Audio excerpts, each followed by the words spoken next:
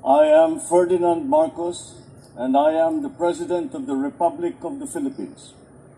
I stand today on behalf of 110 million Filipinos.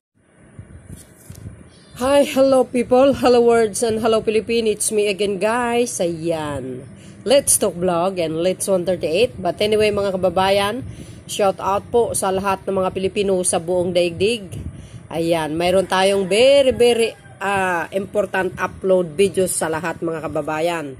Ito guys, kung nakita nyo ang video na ito, ang Pangulo po ay nagpunta po dyan sa General Trias, Cavite. O inabangan po siya guys ng kanyang mga taga-suporta. Tingnan nyo gaano kadami yan guys ha. Dahil lahat yan makakatanggap ng bigas dahil ipamimigay ng Pangulo ang mga nakumpiskang bigas mga kababayan sa ating mga kababayan dyan sa General Trias, no? Na mga 4-piece ay talagang priority ng Pangulo. So, palagay ko mga kababayan, hindi ilalagay sa kadiwa yung bigas, ipamimigay ng Pangulo. Nako, napakaswerte ng lahat mga kababayan. Tandaan po natin, malapit po ang loob ng Pangulo. Ika nga, malapit ang mga taga-Cabitinyo sa Pangulong Marcos sapagkat mga kababayan ay isa si Pangulong Marcos, kumbaga nag-approve na magiging legal or city ang Cavite City, mga kababayan. Yan naman po guys sa General Trias. Kaya talaga naman ay nangunguna po ang Pangulo dyan sa Cavite nung nakarang eleksyon. Actually guys buong Cavite landslide ang Pangulo. Kaya talaga malapit ang kanyang kalooban dyan. So, tingnan nyo, parang nangangampanya lang. So, hindi ko guys iparinig kasi wala naman pagsalita ang kanilang ginagawa, kundi hiyawan lang. Tsaka may music, baka makapiright ako, okay? So, hindi lang po sa bigas, no? Ang ipamimigay ng ating mahal na Pangulo, mga kababayan, pati na po ang mga biofertilizer sa mga magsasaka sa kooperatiba, mga kababayan. At may ayuda na sinasabi niya. O, diba, social? Sana all lang. Titingnan natin guys ang kanyang pamimigay ng mga biofertilizer. At siyempre, alam niyo naman, ang Pangulo, siya na ang mismo nag-aabot sa ating mga 4-piece na yung bigas. Napakaswerte ng mga 4-piece mga kababayan sapagkat yan po ang priority ng ating mahal na Pangulo. Nabibigyan kamo. So, hindi lang siguro dyan sa Cavite, baka may ibang lugar na pupuntahan ng Pangulo at mamimigay na naman ng bigas. Wow. Lahat yan mga kababayan Baka mamaya ang iba nagsiselo sa lugar. Sana dito sa amin. Maghintay lang po tayo. Darating at darating din yan. Ito guys, bawat region yan mga bes Napakaswerte ng mga babae na ito. Yakap-yakap pa more. Agoy! Shout out sa inyo mga bes at salamat sa inyong panonood. Thank you guys. Huwag kalimutan mag-likes. Ayan. Ay wow. May pahalik-halik sa ang atin ay ay sa bagay yan guys, talagang mahal na mahal nila ang Pangulo sa totoo lang. Mga taga-Cabitinyo, nako. I'm not saying all pero mostly taga-Cavite talagang landslide ang Pangulo dyan. Nung rally nga, grabe, ang tindi. Halos hindi na makaraan ng mga sasakyan. Sa sikip, daming tao, sa totoo lang.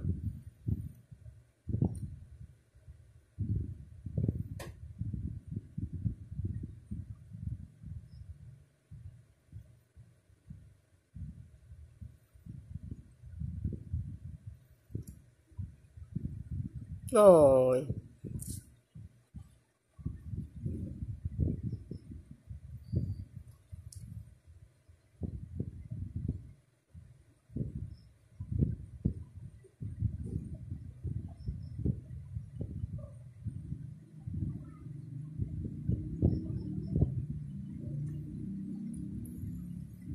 Parang nangangampanya lang ang Pangulo, mga kababayan. Mula sa Singapore hanggang General Trias,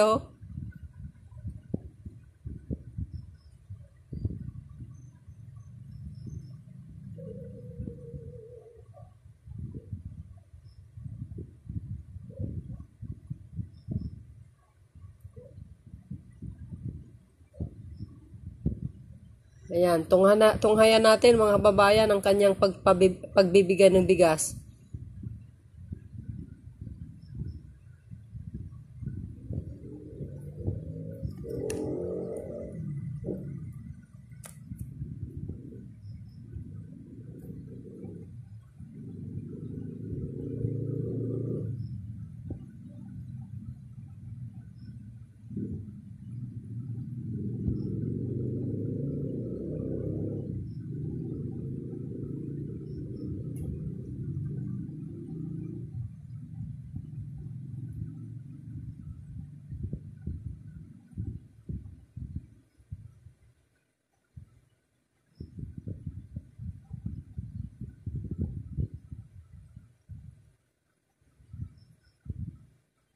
Ah! Ngayon. Uy, oh, lakas ni ate.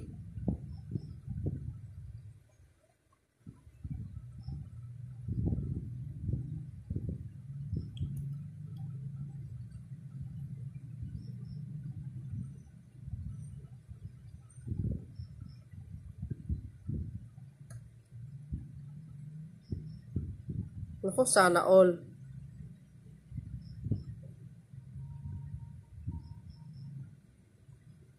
Mula sa Department of Agriculture, Man Rice Production. So, ayan mga kababayan, hindi lang po bigas ang ibibigay ng ating mahal na Pangulo, pati po ang mga fertilizer. Yan po ay biofertilizer sa mga kooperatiba ng mga farmers natin, no? So, nakikita nyo guys yung naka-display dyan. Yan ay ipamimigay po ng ating mahal na Pangulo. Hindi lang po bigas ha. Wow. Hindi kayo naloka.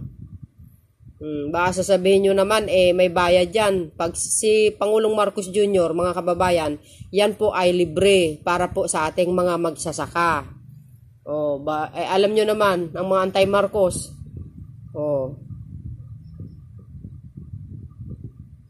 Baka hindi nyo naisip, yung confidential fund ng Pangulo. Nga yung Pangulo, yung budget po, no, ng for sure guys, ng DA. Diyan napupunta. Sa totoo lang, mga kababayan, yun lang ay sa aking kaisipan lamang. Pero palagay ko, no? Kasi binibili din talaga yan at ipinapamimigay ng ating mahal na Pangulo sa ating mga kababayan ng mga magsasaka.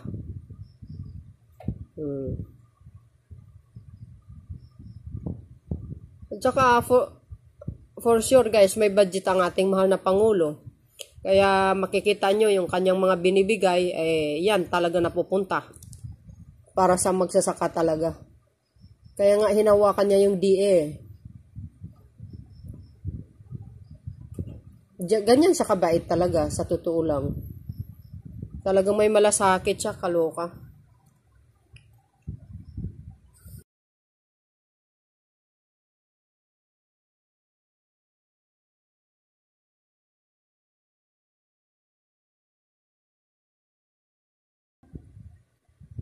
Nako, ang dami niyan.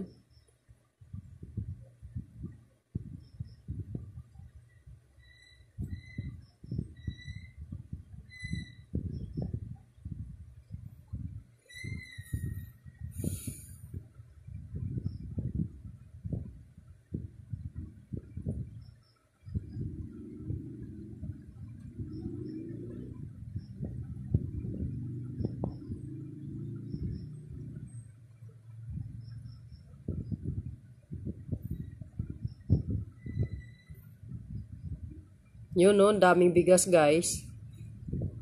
Biro nyo yun.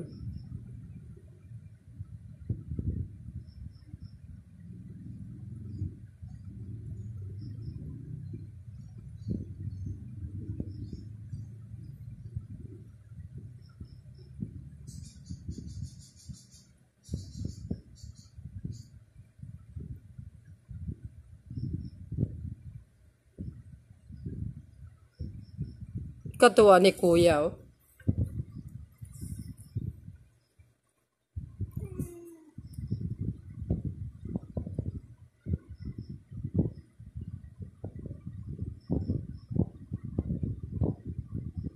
Tuwang-tuwa si Kuya.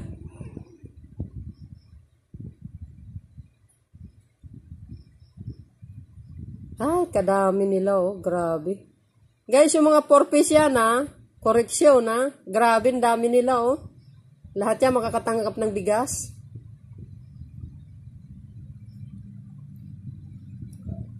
So yun mga kababayan, pakinggan po natin ang mensahe ng ating mahal na Pangulo. So don't forget guys to likes and hit the button bell para laging i-update sa ating mga upload videos. Salamat po sa inyo. See you again guys on my next uploads videos. Salamat po, mag-ingat kayo and God bless us all. Bye-bye. Babus! So pakinggan po natin ang mungkahi ng ating mahal na Pangulo. Bongbong Marcos, mahal na Gobernador John Vic Remulla, ating mahal na Congressman Oni Ferrer, bubuo ng Sangguniang Panglungsod sa panguna ni Vice Mayor Jonas Moritz Sison, po ng narito nagmamahal sa ating bansa at syempre nagmamahal kay Pangulong BBM. Isang magandang umaga po sa inyong lahat.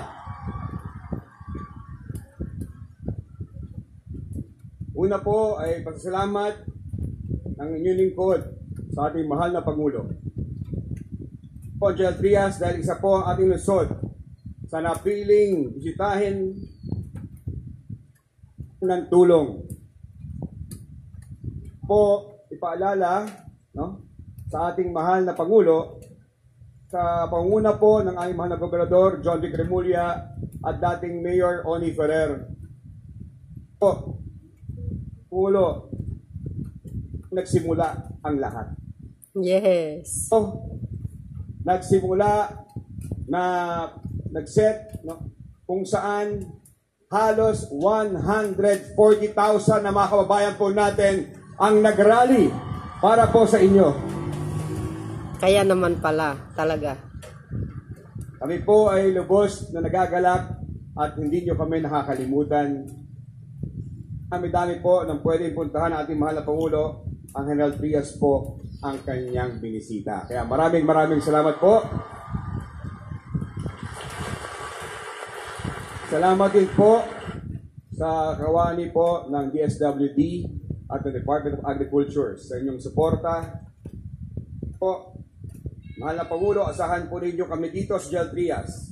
Iniwala po at sumusuporta po kami sa inyong adikain sa bagong Pilipinas. Yes. Bagong Pilipinas kung saan ang bawat buhay ay mahalaga, isang pamaalaang nakikinig, tumutugon at nagbibigay tulong sa lahat ng ating mga kababayan. Kaya po, isang malaking karangalan sa inyong lingkod ay pakilala, kababayan, ang Pangulo po ng Republika ng Pilipinas, His Excellency Ferdinand R. Marcos Jr.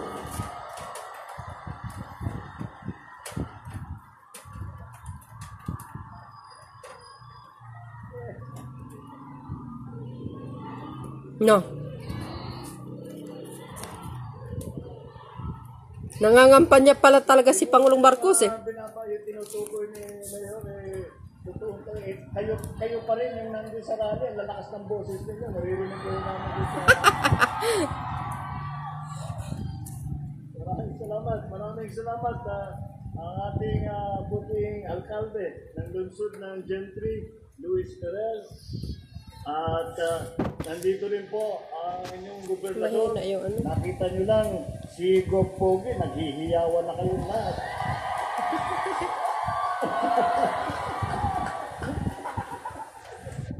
Kaya naman pala.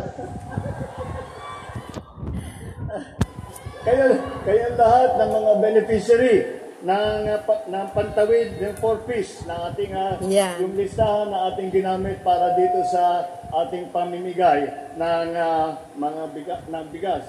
Ang ating my fellow workers in government at mahal kong mga kababayan, magandang tanghali po sa inyo lahat.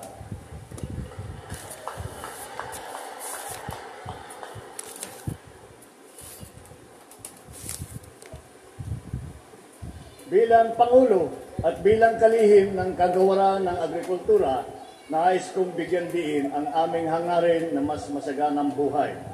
Kaya naman, at alam niyo po, nung nandito tayo, nagrarally, anong pinag-usapan namin? Anong pinag-usapan ko? Ang pinag-usapan ko ay kailangan ayusin natin ang problema sa agrikultura. Ngayon, sa agrikultura, ang kailangan ninyong gawin, ang kailangan namin gawin ng pamahalaan, ay pagandahin ang produksyon, pagandahin ang ani, at tulungan ang pag-process ng mga produkto ng agrikultura. Yun ang isang panig doon sa problema na yan. Ngunit may kabilang panig din yan. Kailangan din namin na higpitan ang pagbantay sa illegal na importation ng lahat ng agri-products. Kaya yan ang aming ginawa at binigyan ko ng instruction ng Bureau of Customs at sabi ko sa kanila, imbestigahan ninyo na mabuti at hanapin ninyo ang mga illegal importers, ang mga smuggler ng bigas. Dahil ganito po ang nangyayari. Kaya nagkaganyan, alam niyo po, nung nagtaasan ang presyo ng bigas, ay tinitignan namin saan nanggagaling ito. Hindi naman nagkulang ang supply. Hindi naman nagpapanik buying ang mga Pilipino. So bakit aakyat ang presyo? At natuklasan namin ang nangyayari talaga yung tinatawag na hoarding. Tinatago nila, magsasmuggle sila ng bigas, tinatago nila para tumaas ang presyo bago nilang bitawan para pagkitaan nila yung malaking halaga. Kaya sabi ko, hindi dapat mangyari yun dahil hindi naman tama. Dahil pinahihirapan ng taong bayan para lang kumita, para lang magpayaman. Naghihirap na nga lahat, tapos ganyan ang gagawin pa.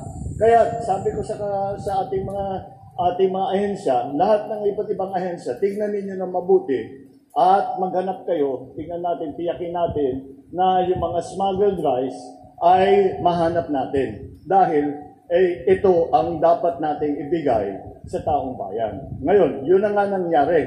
At nag-imbestiga, marami na po, siguro nababalitaan naman ninyo, na mayroong marami na yung nahuhuli, marami na yung nakikita, medyo natigil ang mga smuggler. Siyempre, sumusubok pa rin yan, pero binabantayan namin ang gusto. Itong batch na ito, ang nahanap ay 41,000 bags ng 25 kilos ng bigas. Ito yung pinamimigay natin ngayon. At sa 41,000 bags na yan, ay sabi ko, ibigay na natin sa tao. Kunin na ng gobyerno, ibigay natin sa tao. Libre yan guys ha. Uy, kadami. Nagantay lang kami dahil bago mong huhulihin, nasa batas, kailangan yung importer ay kailangan patunayan within 15 days na legal yung kanang in-import. Kaya medyo natagalan dahil inantay pa natin yung 15 days.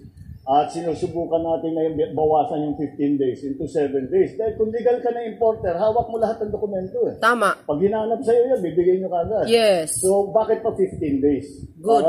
Sabi ko baka kung anong mangyari dyan, mailulusot pa nila yan. Kaya tama. sabi ko, gawin natin ang lahat para makuha na ng pamahalaan, makuha na ng Bureau of Customs. Ang Bureau of Customs naman ay ginawang yung nakuha na bigas na ito ay binigay na donasyon sa DSWD. Kaya ang dinaanan namin sa pagbigay ay ang 4-piece. Ginamit natin yung listahan ng mga 4-piece. Wow, swerte naman. Kaya po, nabigyan kami ng pagkakataon. Sabi ko, di pamigay natin, kaya't nandito po tayo. At pinamimigay po natin ang naka-ready na ba yung mga muscle ninyo? Dahil may mabigat. Sa ulo. Dahil mabigat-bigat ito. Nung pagka nagpapamigay ako, 25 kilos. Sabi ko, papamigay natin 25 kilos. Sabi ko, hindi na kailangan mag-gym mamaya. Hindi na kailangan mag-exercise. Mag-exercise na ako dito. Ngunit, kaya patuloy po ito para sigurado na kayo po ay may sapat na bigas at kung lahat ng gagawin po natin ay patuloy. Hindi natin titigilan ang pagpaganda ng agricultural sector, ang pagpaganda ng ating ani, ng cost of production, ng ating production levels. Lahat po yan kailangan natin gawin. Pati na ang mga pagtulong sa mga cooperative, sa mga association tungkol sa processing para sila na mag-process. Para pagbenta nila, hindi sila nagbebenta ng palay, nagbebenta sila bigas na para mas malaki ang kinikitain nila. Kaya yun ang mga ating ginagawa. Ngayon, napilitan tayo na mag-price cap dahil naalarma talaga ako. Kung ako lang, ayokong pakialaman ang merkado. Ngunit, hindi naman tama ang takbo ng merkado dahil kinakalikot na ng mga hoarder at saka ng mga smuggler. Kaya naglagay tayo ng price cap. Ngayon, sa kabilang panig naman, kailangan din natin iyakin na ang farmer, lahat naman ito, sasabihin na food supply, lagi natin production, lagi kong sinasabi sa mga kasama ko sa day, huwag niyong kalimutan na kailangan naman merong magandang hanap buhay ang ating mga magsasaka. Kaya ang ginawa namin ay tinaas namin ang buying price ng NFA sa wet and dry palay. Ngayon, 16 to 19 na ang ating pinibili para sa wet at 19 to 23 para sa dry. At yan po para naman natiyak at 14 pesos ang cost of production ngayon. Sa 14 pesos, palagay ko meron na silang makukuha dyan, meron na silang magagamit na bumabalik sa kanila. Kaya yan po, yan ang dahilan kung bakit po tayo nandito, nag-inspection lang po ako. Meron din po kaming binibigay na mga ayuda para sa iba't ibang mga kooperatiba. Wow. At tinutulak namin ang ating tinatawag na biofertilizer. Ayun. Hindi na ito yung imported na nagmamahal na hindi mo malaman na sumasabay sa langis. Presyo ng langis, yung urea. Sumasabay sa presyo ng langis yan. Wala tayong control dyan. Kaya pinag-aralan ng DA kung paano gagawin meron maraming nag-o-offer at sinasabi biofertilizer. So, meron din po tayong ibibigay na ganyan. Tuturuan po natin ang ating mga cooperative kung paano gamitin. Nang sa ganon, makakamura ulit sa urea, sa ayuda na ating ginagamit para sa mga magsasaka. Yan po ang aming ginagawa para naman ay matiyak na lahat ng Pilipino ay mahabol man lang ang kanilang food supply. May pakain lang ang mga pamilya, may pakain ang sarili. Yun po ang hangarin natin at kailangan nasa presyo kaya na bayaran ng ating mga kababayan. Kaya po, yan po ang aming ginagawa at asahan po ninyo na kapag kung ano man ang mangyari pa, asahan po ninyo na gagawin po ng inyong pamahalaan lahat ng kailangan gawin upang hindi naman kayo maiwanan, upang hindi naman kayo mahirapan at lahat po ng kayang gawin ng pamahalaan ay gagawin namin. Yan po ang aming trabaho, kaya po tayo nandito para tulungan kayo. Maraming salamat at magandang tanghali po.